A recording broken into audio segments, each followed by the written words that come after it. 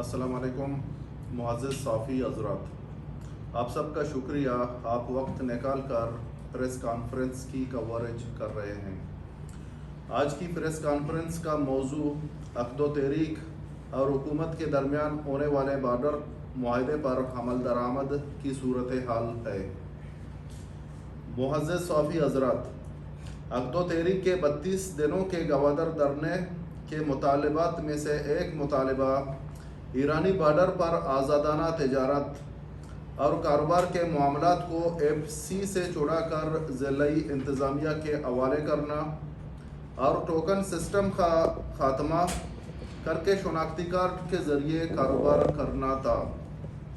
معزز صافی حضرات، اس کا اعلان ایک مرتبہ وزیر اعلیٰ بلوچستان بھی تربت آنے کے موقع پر عوام کے سامنے کرتے ہیں، مگر یہ صرف ایک سیاسی اعلان ثابت ہوتا ہے۔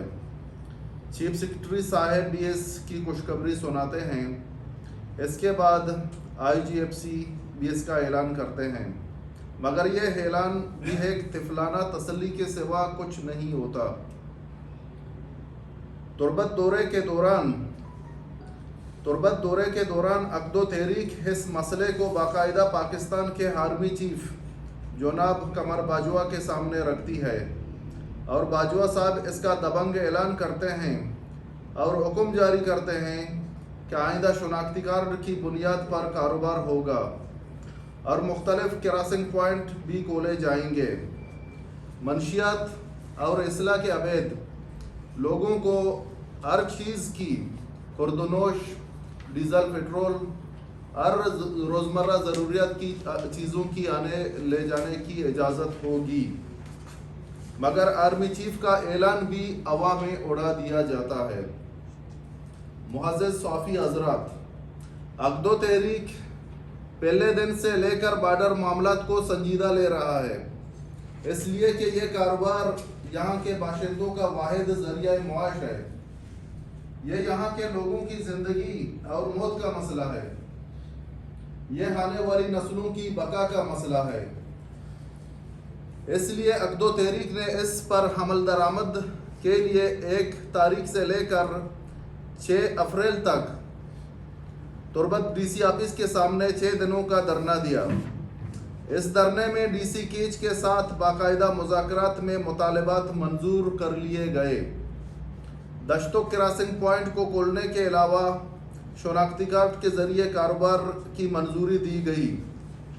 عقد و تحریک کی ٹیم لیویز فورس کے ساتھ وہاں پہنچی، مگر FC کا ایک صوبیدار آ کر رکاوٹ ہوتا ہے اور کہتا ہے کہ یہ حکم ہم نہیں مانتے۔ معزز صافی حضرات، عقد و تحریک اس پریس کانفرنس کے ذریعے حکومتی ذمہ داروں، سیکیورٹی فورسز کے افسران پر واضح کرنا چاہتی ہے کہ آج تک نہ ٹوکن سسٹم کا خاتمہ کیا گیا ہے، نہ ہی لسٹنگ ختم کر دی گئی ہے۔ یہ معاملہ سادہ نہیں ہے۔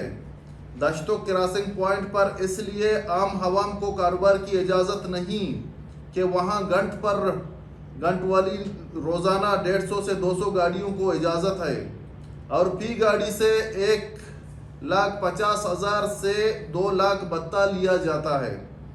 یہ پیسہ ذاتی جیبوں میں جاتا ہے، اس لیے یہ ان کا پیٹ ہے اور ناجائز کمائی کا ذریعہ، جس کی وجہ سے یہ دشتوں کو اوپن نہیں کرنا چاہتے۔ اس وقت میرے ساتھ گربن 189 کے لوگ بھی یہاں پر موجود ہیں۔ اس وقت میرے ساتھ گربن 189 جو کہ ایک کراسنگ پوائنٹ ہے زامران کا، وہاں کے لوگ بھی یہاں ہمارے ساتھ موجود ہیں۔ ان کی زندگی اتنی تنگ بنا دی گئی ہے کہ وہاں موجود 30,000 کی آبادی کا مطالبہ ہے کہ حکومت پاکستان ان کے شناختی کارڈ کو لے کر ضبط کرے اور ان کو ایران بھیج دے تاکہ بھوک سے وہ ہلاک نہ ہوں۔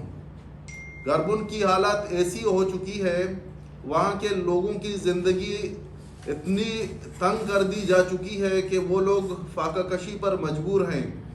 ایک 30 کلو آٹے کے لیے لوگ محتاج ہیں۔ اور ایف سی کا وہاں پہ جتنے بھی یونٹس ہیں، جتنے بھی ناکے ہیں، ان سب کا خوردنوشی اشیاء ایران سے آتا جاتا ہے، یہ لوگ اپنی آنکھوں سے دیکھ رہے ہوتے ہیں۔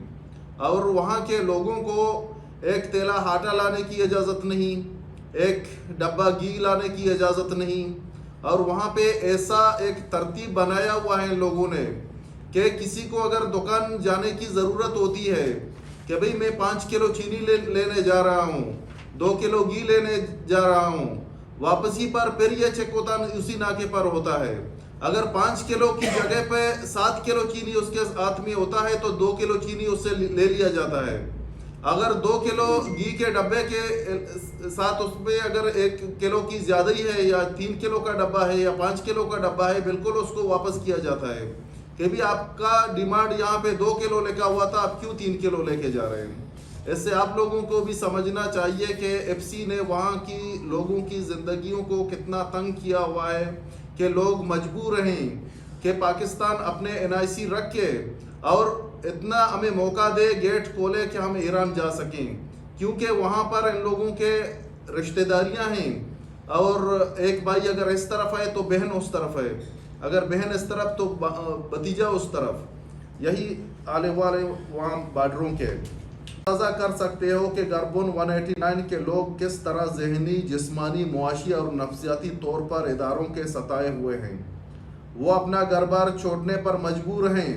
اس سے بڑھ کر فاقہ کشی اور بے عزتی کی زندگی کیا ہوتی ہے؟ لہٰذا عقد و تحریک آج اس پریس کانفرنس کے ذریعے متعلقہ اداروں اور ذمہ داروں سے مطالبہ کرتی ہے کہ ہمارے ساتھ کیے گئے معاہدے پر من و عن عمل کرے، تاکہ یہاں کے لوگوں کی معاشی مشکلات دور ہوں۔ اگر ہمارے مطالبات پر عمل درآمد نہ ہوا تو عقد و تحریک اپنے پرامن، جمہوری اور بنیادی حق کو استعمال کر کے رمضان کے آخری عشرے میں دھرنے کا اعلان کرتی ہے۔ اگر ہمارے مطالبات پر عمل درآمد نہیں ہوا، جو کہ 1 تاریخ سے لے کر 6 تاریخ تک ڈی سی آفس کے سامنے دھرنا دیا گیا، جس میں ڈی سی کھیچ اور اس نے کمشنر مکران سے بھی فون پر رابطہ کیا تھا اسی دوران، اور ہمارے مطالبات مانے گئے کہ دشتک اور کاربن 189 بالکل کھول دیے جائیں گے، اور ابدوئی بارڈر اور دشتک بارڈر پر NIC کے ذریعے لوگ اپنا معیشت بحال کریں گے۔ اس میں منشیات اور اسلحے کے عمید یعنی کہ جو روزمرہ کی ضروریات کی ایٹم ہے وہ آنے لے جانے کی اجازت ہوگی۔ تو ہم گزارش کرتے ہیں اپنے اداروں سے اور انتظامیہ سے کہ اس پر منوہن عمل کرے، نہیں تو ہمیں مجبور کیا گیا تو ہم آخری عشرے میں انشاءاللہ، کہ یہ آخری عشرہ ہمارا ایمان اور یقین ہے کہ اللہ پاک نے فرمایا ہے کہ یہ آخری عشرہ جہنم سے نجات کا عشرہ ہے، تو انشاءاللہ تعالی ہم بھی یہ تصور کریں گے کہ یہ ہمارے بلوچ قوم کا جو یہ عشرہ ہم دھرنا دیں گے تو انشاءاللہ کہ یہ ایف سی سے ہماری جان چھوٹے گی اس عشرے میں انشاءاللہ تعالی۔ ہم منظم اور متحد ہیں۔ ہماری جدوجہد اس وقت تک جاری رہے گی جب تک یہاں کے لوگوں کو شناختی کارڈ کے ذریعے آزادانہ اور عزت کے ساتھ بارڈر پر کاروبار اور تجارت کی اجازت نہیں ملتی۔ ہم کھینچ کے گیور عوام سے، یہاں کی سیاسی پارٹیوں سے، سول سوسائٹیز اور تمام طبقہ فکر سے تعلق رکھنے والوں سے اپیل کرتے ہیں کہ وہ عقد و تحریک کے دھرنے کی حمایت کریں اور اس میں شرکت کر کے اس بنیادی مسئلے کے حل میں اپنا کردار ادا کریں۔ ایک دفعہ پھر آپ تمام صحافی حضرات کا بہت بہت شکریہ۔